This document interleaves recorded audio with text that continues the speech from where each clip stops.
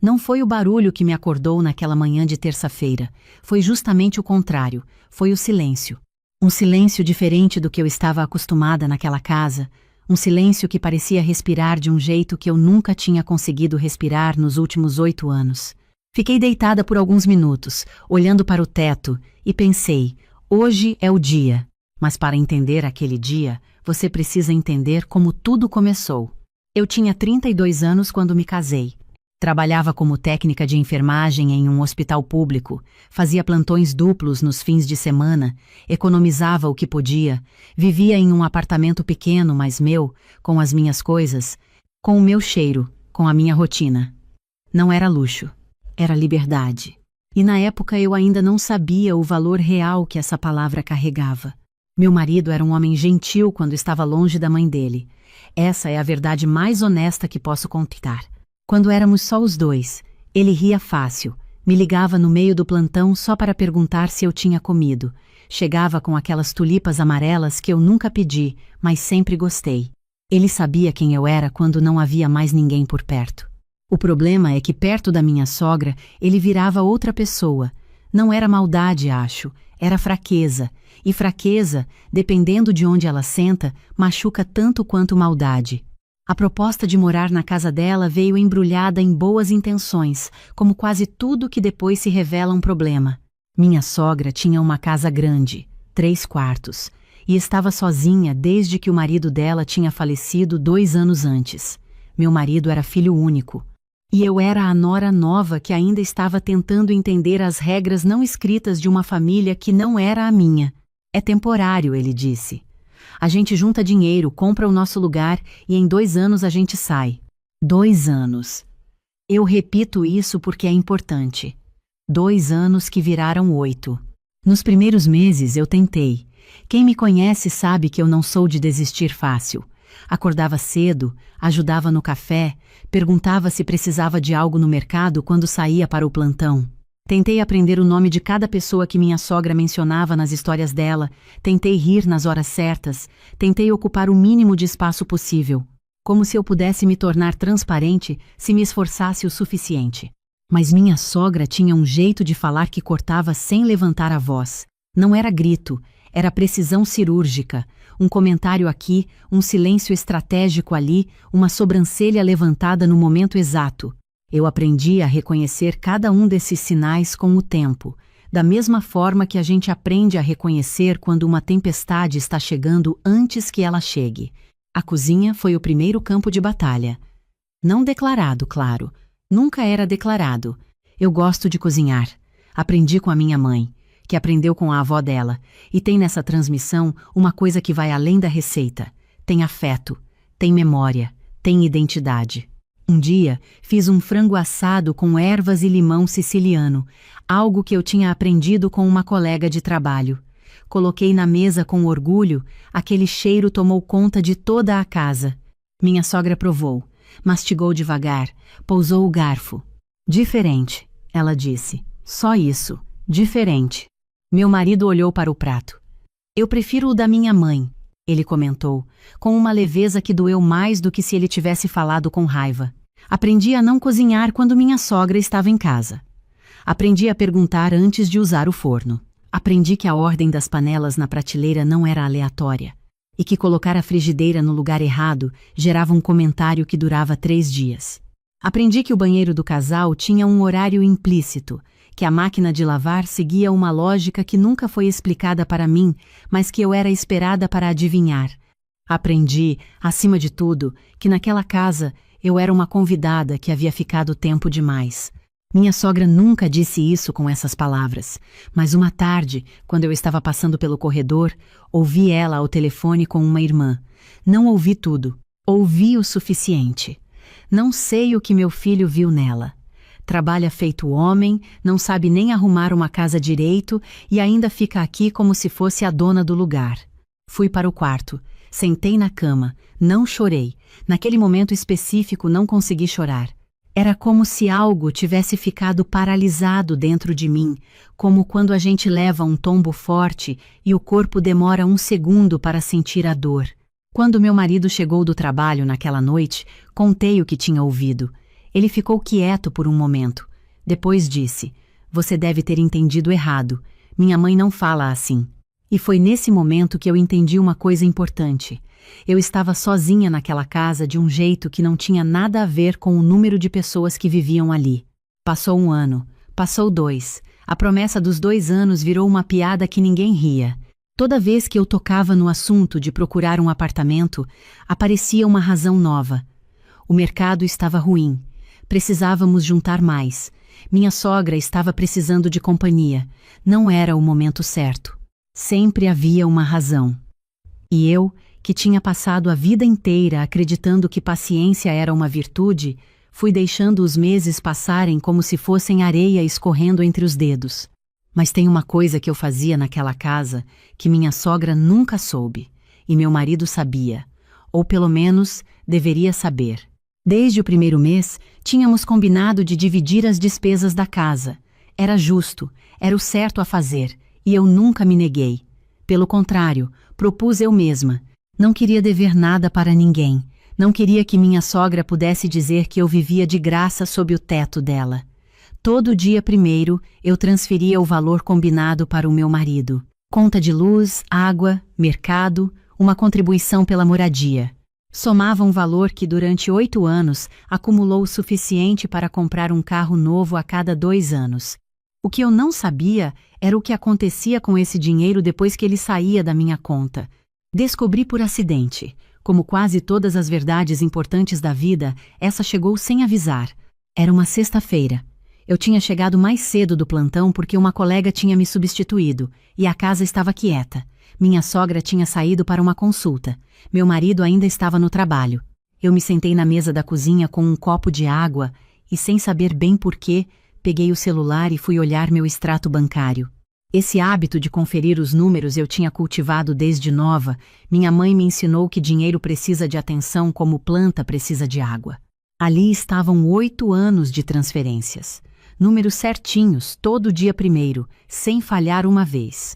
Fui até a cômoda do quarto, onde meu marido guardava os documentos da casa. Não estava bisbilhotando, estava procurando o carnê do plano de saúde que eu precisava assinar. E foi ali, numa pasta laranja que eu nunca tinha aberto, que encontrei os extratos da conta dele. Sentei no chão. Literalmente no chão, porque minhas pernas não sustentaram. Minha sogra nunca tinha recebido 1 centavo daquele dinheiro, nem um único mês. 8 anos de transferências, e o que chegava para ela era só o que meu marido achava que devia dar, com o dinheiro dele, sem que ela soubesse da minha parte. Ele tinha uma conta separada que eu não conhecia. Cada transferência que eu fazia sumia ali dentro. Para quê? Não sei. Nunca soube ao certo. Mas sei que naquele chão de madeira escura, com os papéis espalhados ao redor de mim, alguma coisa terminou. Não foi raiva o que eu senti primeiro. Foi clareza. Como quando a lente de um microscópio foca de repente e o que era borrado vira forma, contorno, realidade. Eu enxerguei 8 anos de uma vez só. Enxerguei cada vez que minha sogra reclamou da minha presença, sem saber que eu pagava por ela. Enxerguei cada vez que meu marido disse que não tinha dinheiro para a gente alugar um lugar. Enxerguei cada promessa de 2 anos que virou 8. Guardei os papéis exatamente como estavam. Fechei a pasta laranja. Coloquei de volta no lugar. Não disse nada naquela noite, nem naquela semana. A raiva, quando chegou, chegou fria. E raiva fria é perigosa de um jeito muito diferente da raiva quente. A raiva quente grita, bate portas, diz coisas que depois tenta desaprender. A raiva fria planeja. A raiva fria acorda cedo e dorme tarde, e faz cálculos que ninguém vê sendo feitos. Comecei a pesquisar imóveis naquela mesma semana. Não falei para ninguém. Ligava durante os intervalos do plantão, visitava nos dias de folga dizendo que estava na casa de uma amiga, abri uma conta em outro banco, uma que só eu sabia que existia. Cancelei o cartão compartilhado que eu e meu marido tínhamos e pedi de volta meu limite para o cartão individual, com uma história simples que o banco aceitou sem complicar. Eu era técnica de enfermagem há quase 15 anos.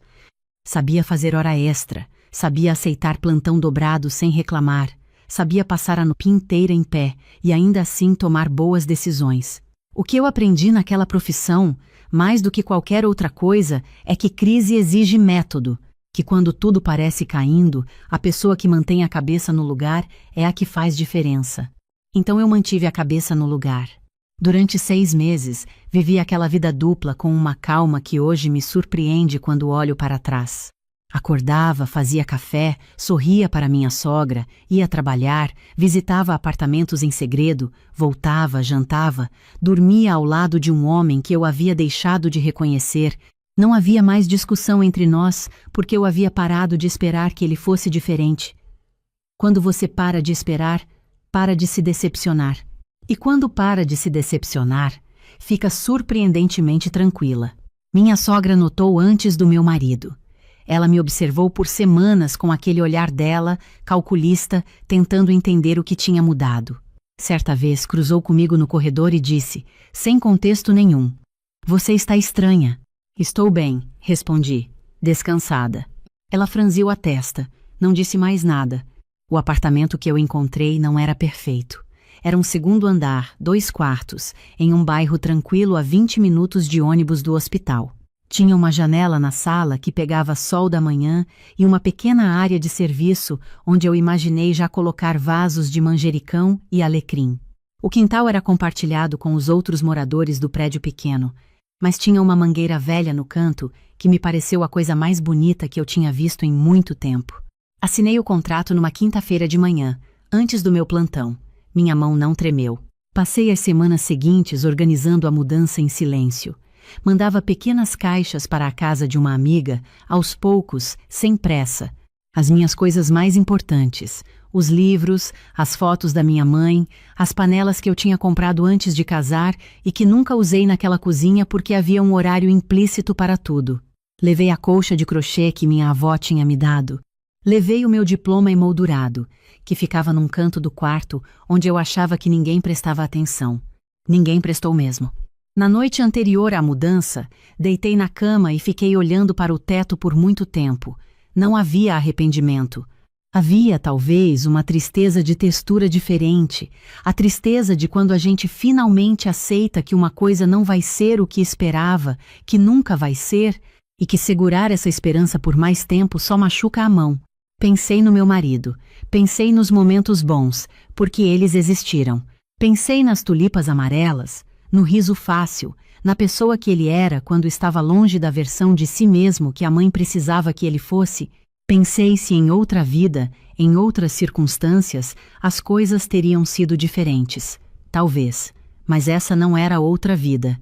Essa era a minha, com 40 anos, e eu não ia desperdiçar o que sobrava dela, esperando por uma versão de alguém que só existia em circunstâncias muito específicas.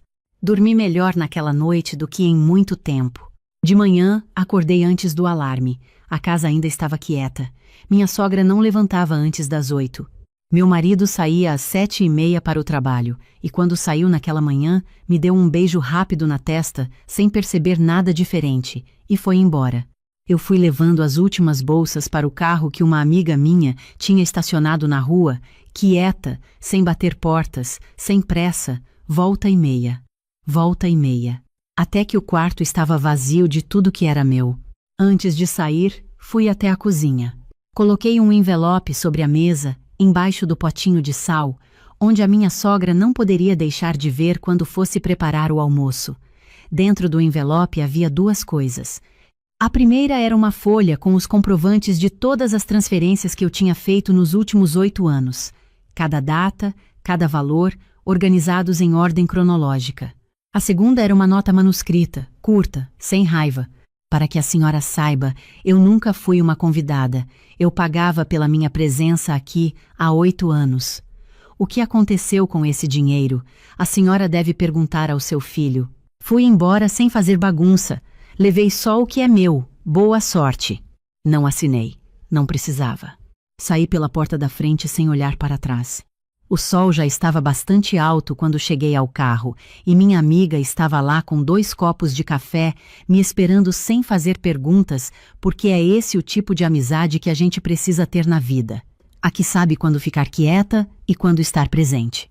Tomamos o café paradas ali mesmo, na calçada, antes de ligar o motor. Pronta? Ela perguntou. Estava pronta faz tempo, eu disse. A ligação do meu marido veio às 3 da tarde. Eu estava colocando os livros nas prateleiras do apartamento novo quando o celular vibrou. Deixei cair a chamada. Veio outra. Deixei cair também. Veio uma mensagem. A gente precisa conversar. Minha mãe está muito mal. Depois. Você não podia fazer diferente? Depois, um longo silêncio digital que durou horas. Minha sogra não entrou em contato. Nunca entrou. Até hoje não sei o que ela sentiu quando abriu aquele envelope, se foi vergonha, se foi raiva, se foi aquela espécie de surpresa desconfortável de descobrir que a história que você estava contando para você mesma não era a história completa. Imagino que foi tudo isso ao mesmo tempo. Espero sinceramente que tenha sido tudo isso ao mesmo tempo. Nas semanas seguintes, meu marido tentou conversa várias vezes. Veio ao apartamento, toquei o interfone, mandou flores, devolvi, mandou mensagens longas, li e não respondi. Não havia mais o que conversar no sentido que ele esperava. Eu não estava furiosa. Como se sai de um lugar onde a gente ficou tempo demais? O divórcio foi processado 6 meses depois, sem drama, sem briga pelo apartamento que era meu e estava no meu nome, sem discussão sobre o que era de quem. Eu não queria nada que tivesse o cheiro daquela casa. Queria começar do zero com as minhas mãos, que é o único jeito que eu conheço de começar. Hoje, de manhã, antes do plantão, eu passo na área de serviço e molho os vasos. O manjericão pegou bem. O alecrim está lindo. A mangueira do quintal deu frutos na última estação e o vizinho do primeiro andar me trouxe uma sacolinha com manga rosa, que é a minha favorita, sem que eu tivesse pedido. A janela da sala pega sol das 7 às 10. Eu tomo o café ali, em pé, olhando para a rua, e tem nesses 30 minutos uma qualidade de paz que eu não encontrava há tanto tempo que me esqueci que ela existia. Não é a paz de quem resolveu todos os problemas. É a paz de quem resolveu o problema principal. Parou de viver numa história que não era a dela. Tem muita gente que me perguntou, ao longo do tempo, por que eu não falei antes? Por que não confrontei minha sogra? Por que não dei um ultimato ao meu marido? Por que não exigi o que era meu em voz alta? E eu entendo a pergunta, porque é a pergunta que a gente faz de fora, quando não foi a pessoa que viveu aquilo. De dentro, as coisas têm outra lógica. Quando você está dentro de uma situação assim, você passa muito tempo acreditando que está errada. Que a sensação de desconforto é exagero seu, que você devia ser mais flexível, mais paciente, mais grata. As vozes ao redor, e às vezes a voz dentro da sua própria cabeça, repetem isso com tanta frequência que vira verdade por um tempo. E quando finalmente para de ser verdade, quando a clareza chega, você não tem mais energia para gritar. Tem só energia suficiente para se mover. Eu me movi. E existe uma coisa que aprendi com tudo isso que não consigo guardar só para mim. O silêncio não é sempre fraqueza. Às vezes, o silêncio é a estratégia mais inteligente disponível. Às vezes, ficar quieta enquanto o mundo ao redor faz barulho é a forma mais poderosa de se proteger. Porque o barulho chama a atenção, o barulho gera reação, o barulho dá às pessoas a chance de se preparar para você. E tem momentos na vida em que você não pode dar essa chance. Eu construí a minha saída em silêncio. Cada pesquisa, cada visita, cada transferência para a conta nova, cada caixa levada às escondidas, não porque tinha medo, mas porque entendi, com o tempo, que quando você está num ambiente onde o seu bem não é a prioridade de ninguém, você precisa ser sua própria prioridade. E ser sua própria prioridade, às vezes, parece egoísmo para quem está de fora. Para quem está de dentro, é sobrevivência. Tem uma coisa que as pessoas que vivem situações parecidas com a minha costumam me dizer quando me contam as histórias delas. Mas eu não tenho como sair, não tenho para onde ir. E eu ouço isso com cuidado, porque sei que é real, que não é desculpa, que as circunstâncias de cada um são diferentes, e eu não estou aqui para julgar o ritmo de ninguém.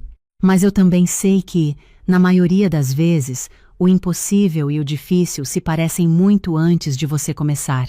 E que começar, mesmo que devagar, mesmo que em segredo, mesmo que assustada, é diferente de não começar. Eu comecei com uma pesquisa no celular durante um intervalo de 15 minutos no corredor do hospital.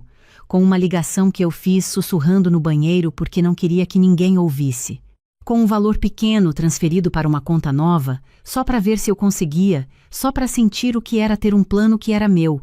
E foi assim, uma coisa de cada vez, sem pressa, sem barulho, sem avisar. Os vasos na área de serviço, a manga rosa do vizinho, o café na janela com o sol das 7, a colcha da minha avó na cama que é só minha. São coisas pequenas, são coisas imensas. Você que está ouvindo isso agora e reconhece alguma coisa nessa história, eu não sei exatamente qual é a sua situação. Não sei se é a casa da sogra, se é outra coisa, se é uma circunstância diferente com o mesmo peso. Mas se você está carregando algo que não é seu para carregar, se está num lugar onde a sua presença é tolerada mas não celebrada, se está esperando uma permissão que nunca vai vir, quero que você saiba uma coisa. A resposta mais poderosa para quem diz que você não tem direito não é a discussão que te prende no mesmo lugar. É a construção silenciosa de um lugar onde você tem todos os direitos. Não precisa ser hoje, não precisa ser rápido, não precisa fazer barulho, mas precisa começar. Em algum momento, de algum jeito, uma coisa de cada vez, precisa começar. E se precisar de uma prova de que é possível, estou aqui, com o meu manjericão, o meu sol da manhã e a paz de quem escolheu a si mesma antes de ser tarde demais. Obrigada por ter ficado até o final dessa história. Se ela tocou em alguma coisa dentro de você, compartilha com quem você acha que precisa ouvir. Às vezes, a história da gente é exatamente o que alguém estava precisando encontrar. Até a próxima.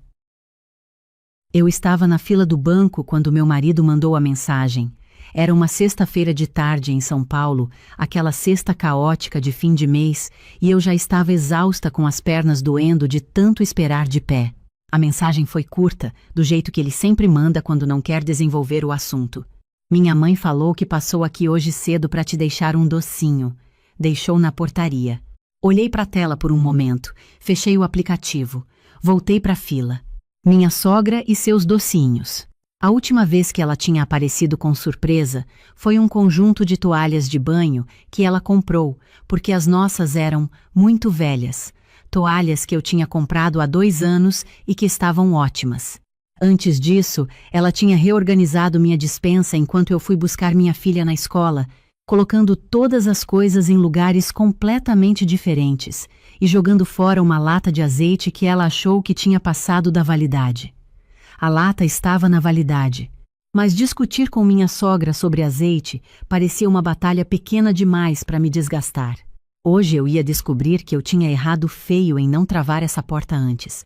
Quando cheguei em casa, a portaria me entregou uma caixinha com brigadeiros embrulhados em papel celofane, doce. Eu agradeci, subi no elevador, abri a porta do apartamento, tudo parecia normal. A sala estava como deixei, a cozinha, a mesma. Joguei a bolsa no sofá, fui até o quarto beber água, e foi aí que eu vi. A porta do quarto de hóspedes estava diferente.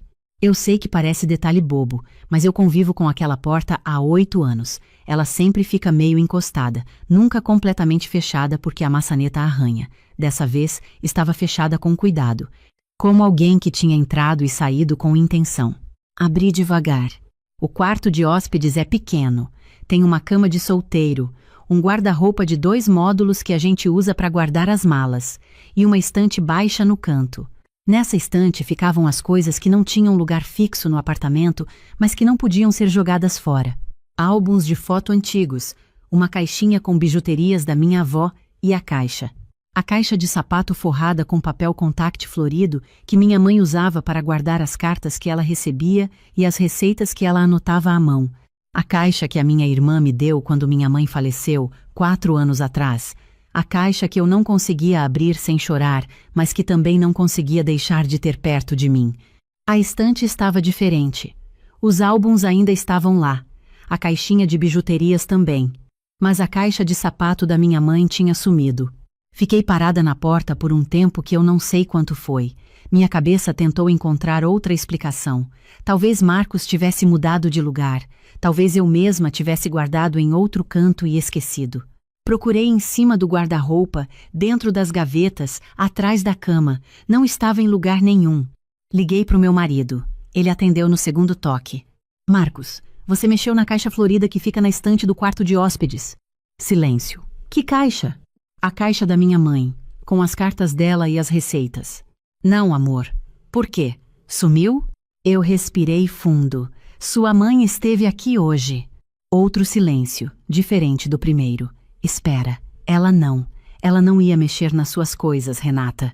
Ele falou com uma certeza que me deu vontade de jogar o telefone pela janela, porque enquanto ele acreditava nisso, eu já sabia naquela hora com a frieza de quem conhece o padrão. Eu vou ligar para ela, eu disse e desliguei antes que ele respondesse. Minha sogra atendeu animada, como sempre atende quando acha que a conversa vai ser boa. Renata, chegou os brigadeiros? Fiz de colher, do jeito que você gosta. Dona Conceição, eu disse com a voz mais neutra que consegui. A senhora entrou no apartamento hoje. Ah, entrei sim. Passei rapidinho só para deixar o docinho geladinho na sua geladeira, em vez de ficar na portaria esquentando. Você sabe que chocolate derrete. A senhora entrou no quarto de hóspedes. Uma pausa pequeníssima.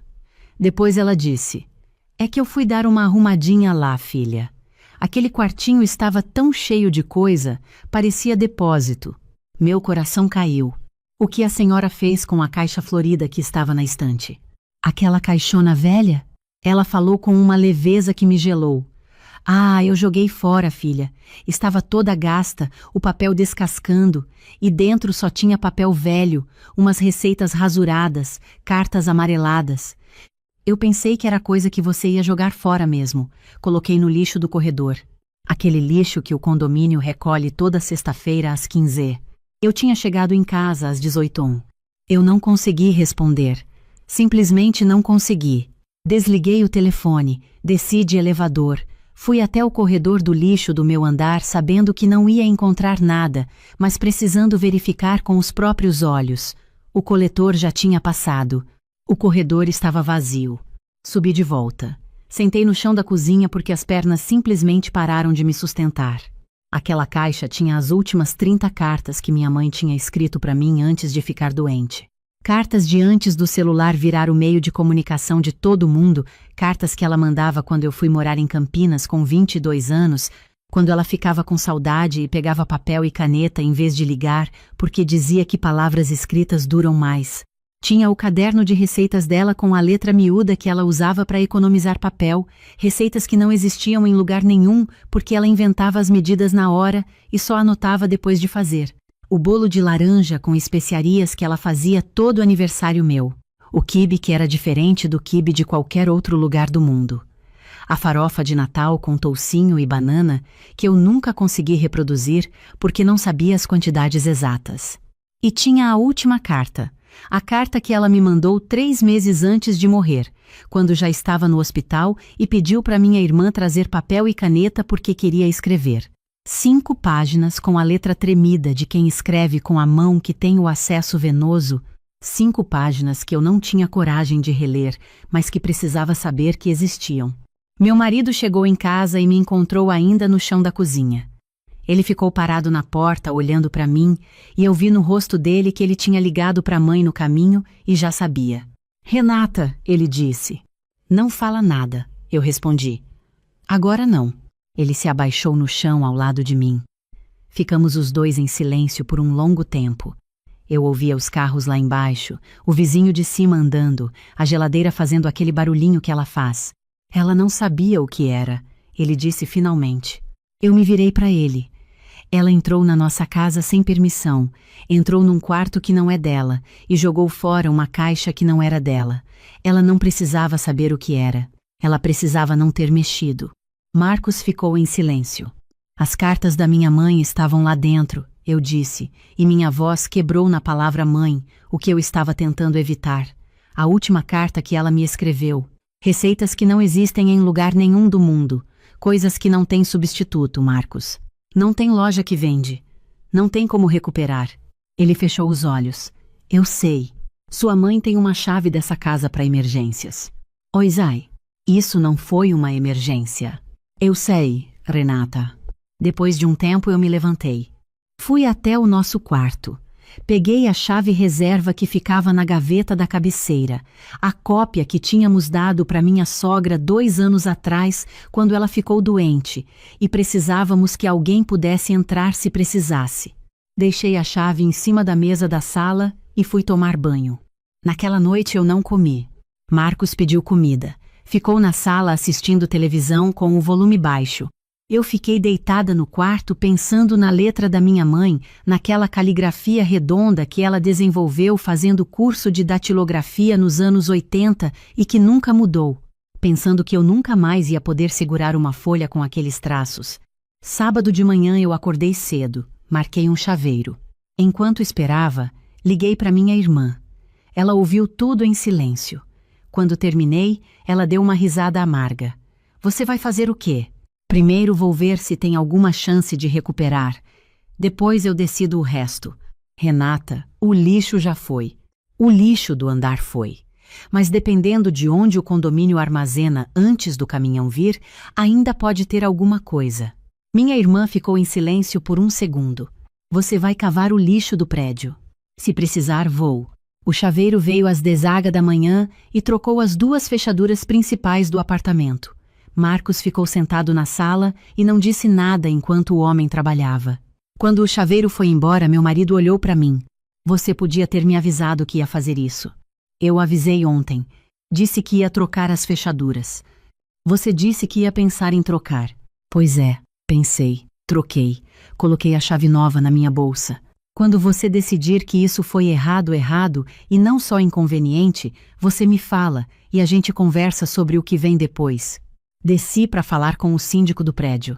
Ele me recebeu no apartamento dele, um senhor de uns 65 anos que me conhecia de vista.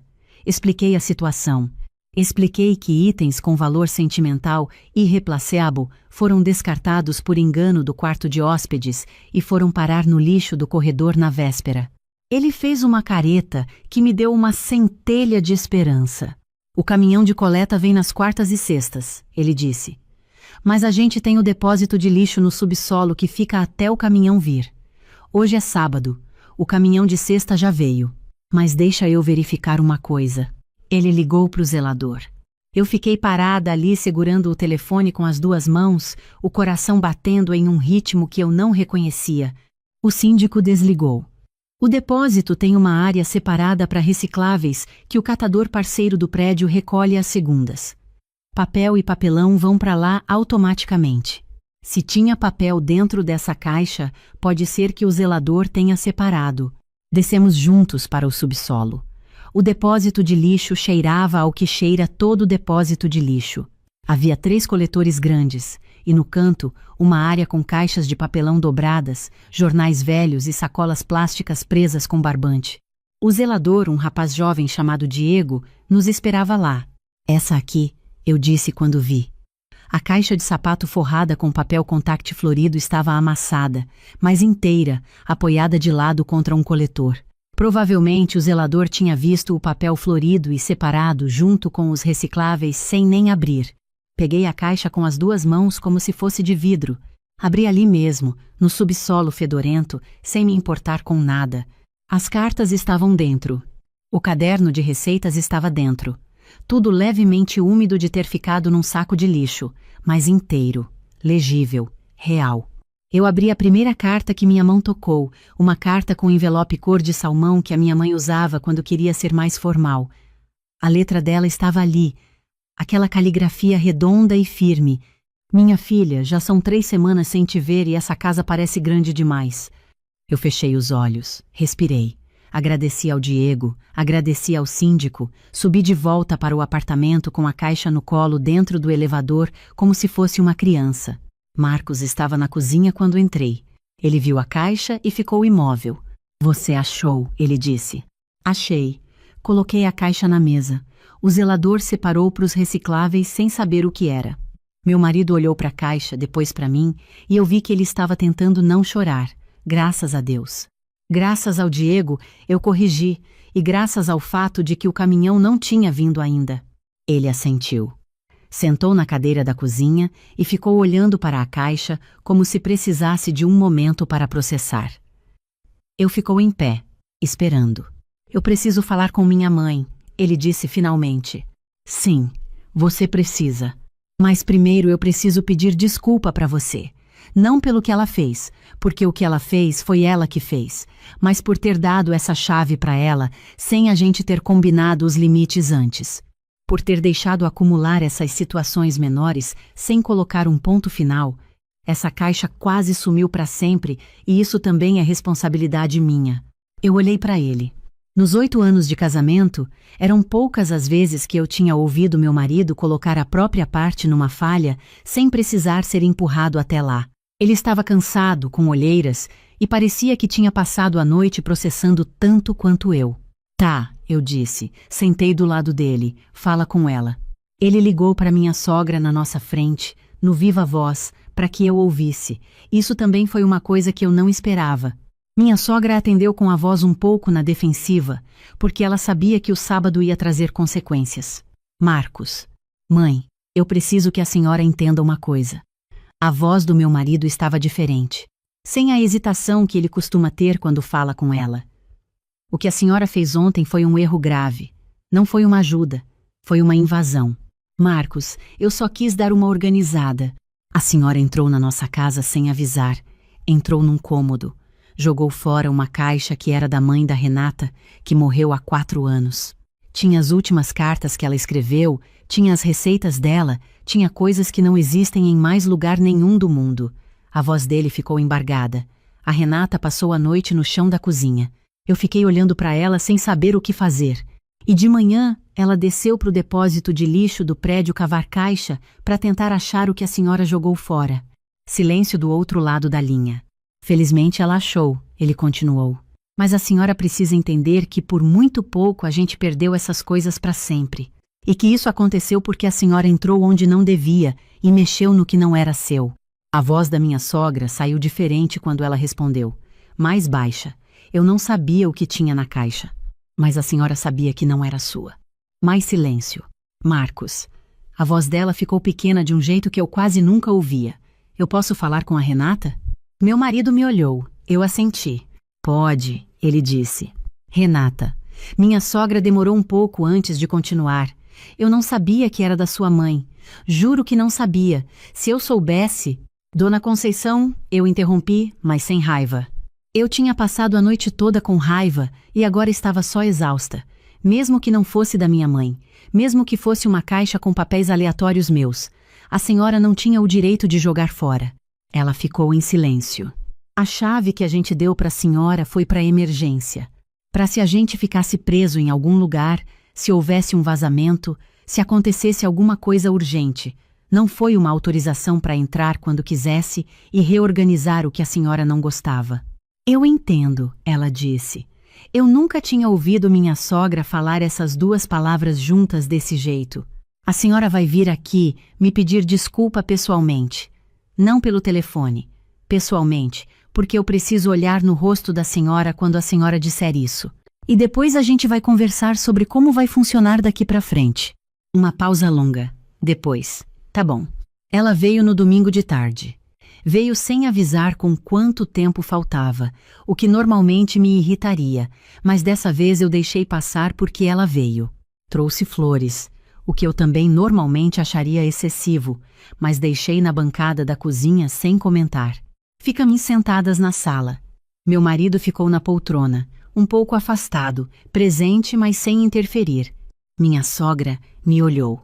Era uma mulher de 67 anos, que tinha criado 3 filhos sozinha depois que o marido foi embora. Que trabalhara a vida inteira e que tinha uma maneira muito própria de demonstrar amor que passava por fazer coisas pelas pessoas sem perguntar se as pessoas queriam que fossem feitas. Eu sabia disso. Não mudava o que ela tinha feito, mas eu sabia. Me desculpa, ela disse. De verdade, eu não devia ter entrado sem avisar e não devia ter mexido nas suas coisas. Foi errado. Eu olhei para ela por um momento. A senhora tem ideia do que estava nessa caixa? Ela balançou a cabeça negativamente. Eu fui até o quarto de hóspedes e voltei com a caixa. Abri em cima da mesa de centro, peguei o caderno de receitas e coloquei na frente dela. Isso aqui é o caderno de receitas da minha mãe, com a letra dela. Cada página é uma receita que ela inventou, nenhuma existe em outro lugar. Quando ela morreu, a única forma que eu ainda tenho de fazer o bolo de aniversário do jeito que ela fazia é esse caderno. Minha sogra olhou para o caderno sem tocar. Peguei a última carta. Não abri.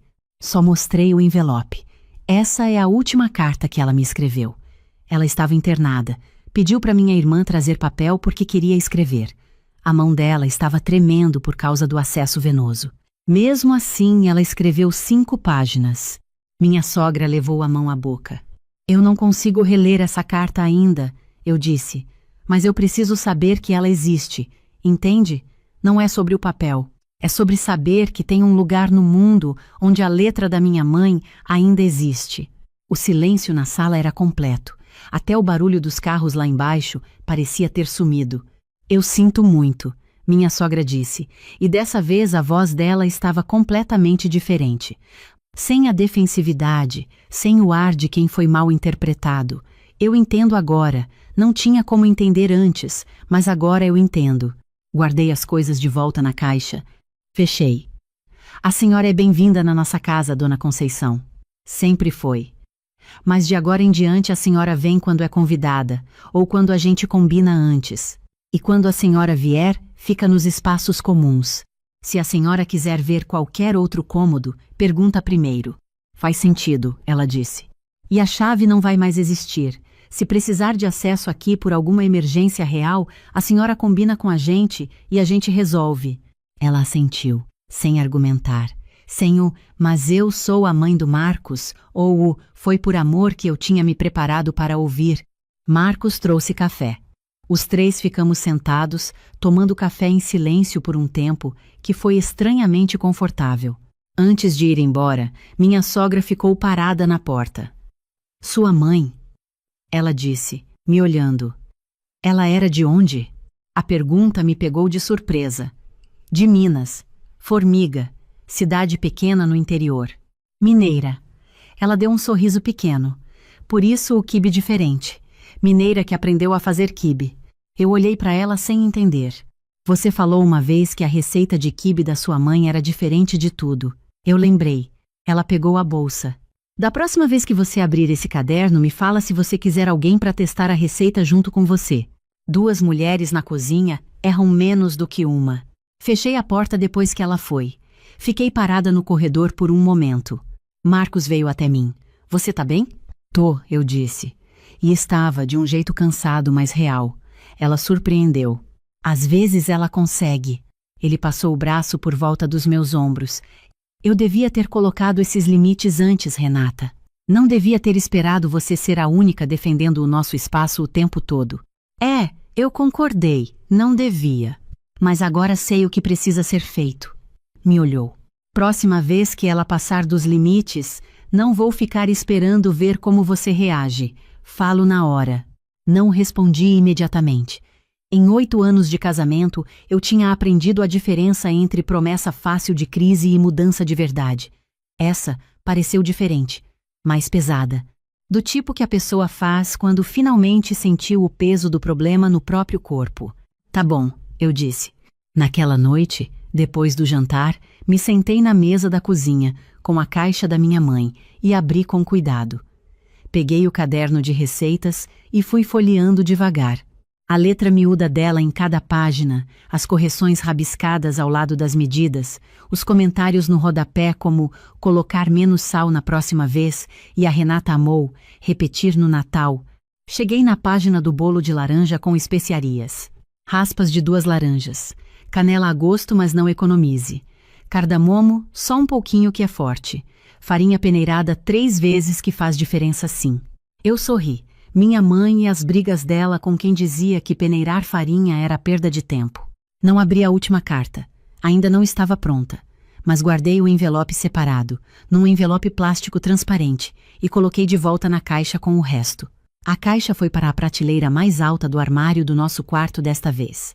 Não no quarto de hóspedes, no nosso quarto onde ela devia ter estado desde o começo. 3 semanas depois, minha sogra me mandou uma mensagem no sábado de manhã. Posso passar aí no domingo para tomar um café? Trago pão de queijo. Eu mostrei para Marcos. Ele sorriu. Respondi. Pode vir às 10h. Ela veio no horário. Trouxe o pão de queijo, sentou na mesa da cozinha, tomou café sem reorganizar nenhuma gaveta, sem comentar sobre nada que precisava de uma arrumadinha. Quando foi embora, disse tchau na porta e esperou eu fechar antes de chamar o elevador. Parece pouco. Para quem não viveu, parece que não é nada. Mas para mim, aquele domingo foi diferente de todos os outros domingos dos 8 anos anteriores. Alguns meses depois, em um sábado chuvoso sem nada marcado, eu abri o caderno da minha mãe na página do bolo de laranja. Peguei as 2 laranjas na fruteira, a canela na prateleira de especiarias, o cardamomo que eu tinha comprado justamente para isso, peneirei a farinha 3 vezes porque a minha mãe mandava e eu não ia ser a filha que desobedece à instrução do caderno. O bolo ficou torto porque a minha forma era diferente da dela. Ficou levemente mais escuro do que devia porque o meu forno mente na temperatura. Mas o cheiro, quando abri o forno, era o cheiro de todo o aniversário da minha infância. Exatamente aquele cheiro. Eu me sentei no chão da cozinha de novo, mas dessa vez não por desespero. Me sentei porque as pernas ficaram moles de uma forma completamente diferente. Fiquei ali com o cheiro de bolo no ar e chorei do jeito que você chora quando algo estava perdido e voltou. O que eu aprendi com tudo isso não é nada que eu não soubesse antes, de um jeito vago e teórico. Aprendi que limite não é falta de afeto. Limite é o que protege o afeto de ser destruído por descuido. Aprendi que o problema não era minha sogra ser maliciosa, porque ela não era. O problema era a ausência de regras claras por tempo demais, até que as consequências do descuido fossem grandes demais. Aprendi que os itens insubstituíveis da sua vida não podem morar nos lugares de acesso livre. Não porque as pessoas são ruins, mas porque as pessoas não sabem o valor do que não é delas até que seja tarde demais. E aprendi, mais importante que tudo, que às vezes você precisa descer para o depósito de lixo do seu próprio prédio num sábado de manhã para recuperar o que é seu, literalmente. E que vale cada minuto do cheiro ruim e do constrangimento e do esforço, porque algumas coisas não têm substituto e você só tem uma chance de não perder para sempre. A caixa da minha mãe ainda está no armário do nosso quarto. No ano que vem, quando fizer 5 anos que ela se foi, eu vou abrir a última carta. Ainda não agora, mas vou. E quando fizer, eu já sei que o cheiro de laranja com canela vai estar no ar, e porque eu vou fazer o bolo antes. Do jeito que ela ensinou, com a farinha peneirada 3 vezes, sem economizar na canela.